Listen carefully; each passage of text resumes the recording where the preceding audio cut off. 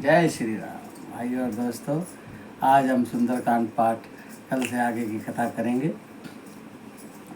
कल हमने कथा विश्राम की थी कि पूज बुझाई खोई श्रम धरी लग रूप बहोरी जनक सुता के आगे ठाय भयव कर जोड़ी। हनुमान जी पूछ बुझाकर और समुद्र में पूछ बुझाकर सीता जी के सामने हाथ जोड़कर खड़े और क्या कहते हैं कि मात मोहि दीजे कछु चीना जैसे रघुनायक मोहि दीना चूड़ा मणि उतार तब दयऊ हर्ष समेत पवन सुत लयऊ।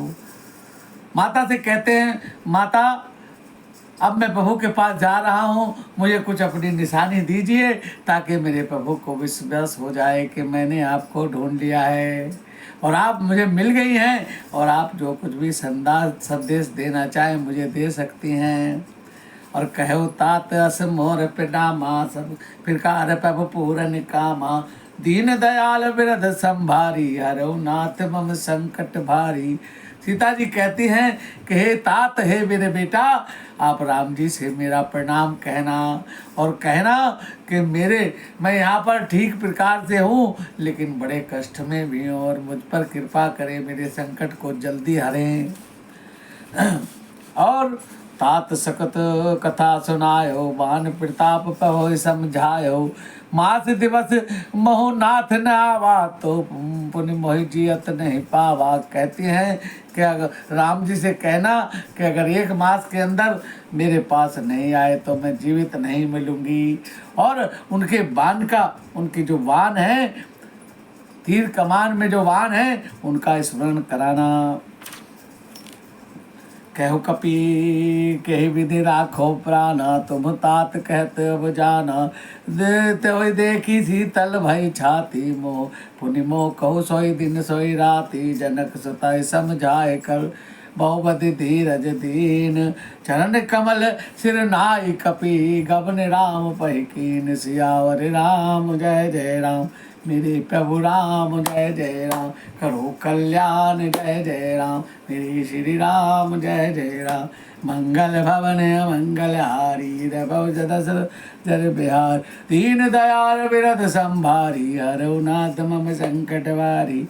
तो हनुमान जी इस प्रकार सीता जी को धीरज बंधाकर और उनके चरणों में प्रणाम कर रघुनाथ जी के पास के लिए प्रस्थान करते हैं। और किस प्रकार से प्रस्थान करते हैं अब बाबा गोस्वामी तुलसीदास जी लिखते हैं। क्या लिखते हैं कि चलत महाधुनि गर्ज शिवारी गर्भ शत्रु सुनि निश्चर नारी नाद सिंधु पार ही आवा शब्द किलकिला कपि सुनावा।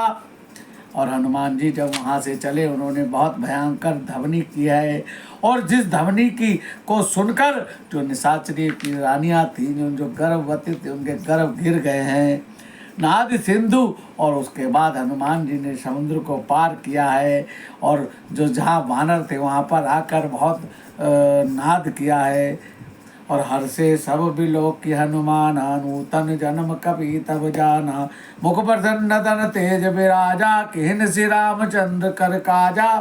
और सारे वानर भाली हनुमान जी को देखकर बहुत प्रसन्न होते हैं और अपना नया जन्म मानते हैं क्योंकि सुग्रीव ने कहा था चलते सब कि अगर बिना सीता जी का पता लगाए आए तो सबको मृत्यु दंड दूंगा।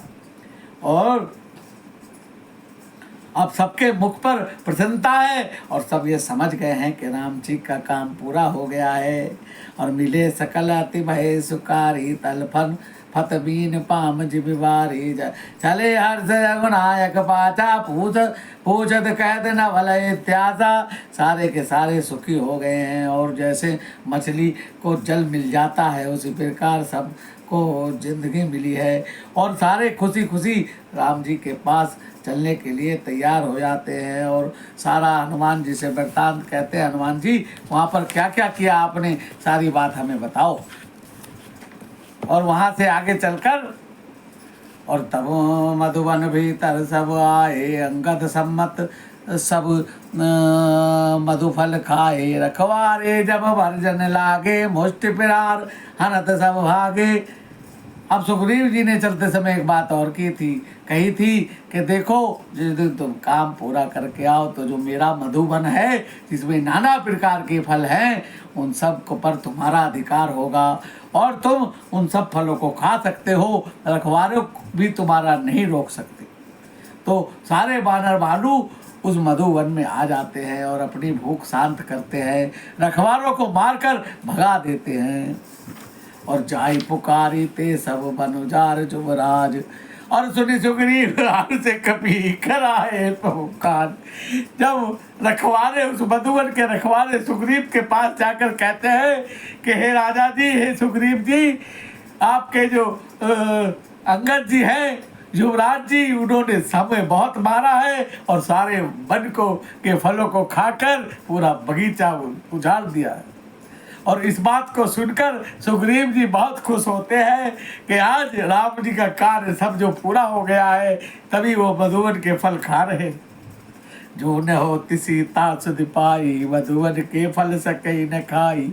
ऐ विधि मन विचार कर राजा, गए कपि सहित समाजा।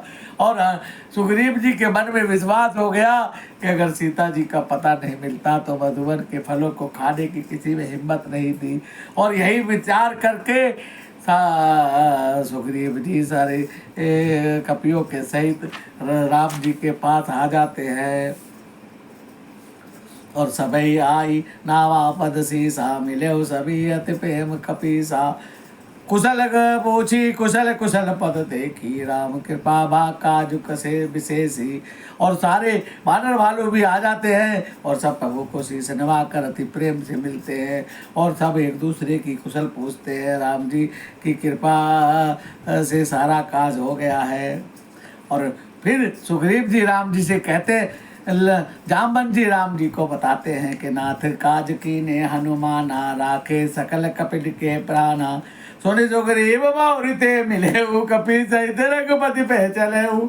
अब सुग्रीव जी हनुमान जी के साथ राम जी के पास चलते हैं और राम कपि जब आवत देखा किए काजु मन हर्ष विशेषा। फटिक शिला बैठे दो भाई, परे सकल कपि चरणन जाई।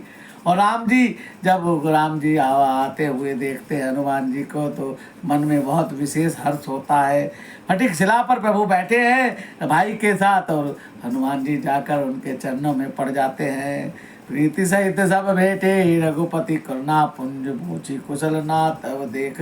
अब कुशल देख पद कंज सियावर, राम जय जय राम। हनुमान जी उनके पैरों में पड़ जाते हैं और प्रभु प्रेम के साथ उन्हें उठाकर गले लगा लेते हैं और उनकी कुशल पूछते हैं। जामवंत कह सुन रघुराया, जा पर नाथ करो तुम दाया। ताई सदा शुभ कुशल निरंतर, सुनर मुनि प्रसन्नता ऊपर। सोई विजय विनय गुण सागर, तासु सदस्त्र लोको जागर। प्रभु की कृपा भयो सब काजू, जन्म हमार सुफल भाजू।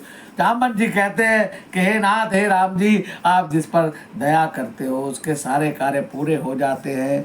सोई विनय विनय गुण सागर। और कहते हैं त्रिलोक में कुछ भी ऐसा नहीं जो आपकी कृपा से संभव ना हो। हमारा जन्म आज सफल हो गया है, हमने आपके कार्य में लगे हैं। और नाथ पवन सुध की जो करनी, सहज मुख जिराई सो बरनी। पवन तन्य के चरित सुहाए, जामवंत रघुपति सुनाए। आज सुग्रीव जी कहते हैं कि नाथ, जो हनुमान जी ने करनी करी है, जो जो जो काम किया है, सहस मुखों से भी उसकी बुराई नहीं हो सकती। और हनुमान जी के जो चरित्र हैं जामवंती राम जी को सुनाते हैं। सुनत कृपा निधि मन अति भाए, बुरी हनुमान हर्ष ही लाए। कहो तात कही भांति जान की, रहती करती रक्षा प्राण की। तब हनुमान जी को बहुत प्यार करते हैं राम जी। अब बार बार अपने गले से लगाते हैं और पूछते हैं कि तात, हे मेरे बेटे, ये किस प्रकार से मेरी जानकी है और अपने प्राणों की रक्षा किस प्रकार करती है। राम पहाड़ो दिवस ऋषि, ध्यान तुम्हारे कपाट। लोचन लोचन निज पद जात्रित, जाई प्राण कई बाट। वो तो निज दिन माँ आपके ध्यान करती रहती है और उनके नेत्रों में नींद कहाँ है। रात दिन आपका नाम लेकर आपका इंतजार करती रहती है। और क्या कहते हैं हनुमान जी कि चलत मोहि चूड़ा मर दीनी, रघुपति हृदय लाई सोई लीनी। नाथ जुगल लोचन भर बारी, वचन कहे कछु जनक कुआरी। और हनुमान जी कहते हैं कि चलते समय मुझे ये चूड़ामणि दी है, और हनुमान राम जी उसको सीने से लगा लेते हैं और आंखों में जल भर आता है। और हनुमान जी कहते हैं कि चलते समय जनक कुमारी ने कुछ वचन भी कहे थे। क्या वचन कहे थे कि अनुज समेत गहो पहुँचरना, दीन बंधु पर नारति हरना, मन कम वचन चरण अनुरागी, कही अपराध नाथ मैं त्यागी। और हनुमान जी कहते हैं कि मैं तो आपके दोनों बंधुओं के समेत चरणों में प्रणाम करती हैं और कहती है कि मैं दीन हूँ, मेरे दुख को हरे, और मेरा तो आपके चरणों में अनुपम अनुराग है, और किस अपराध की वजह से प्रभु ने मुझे त्यागा है।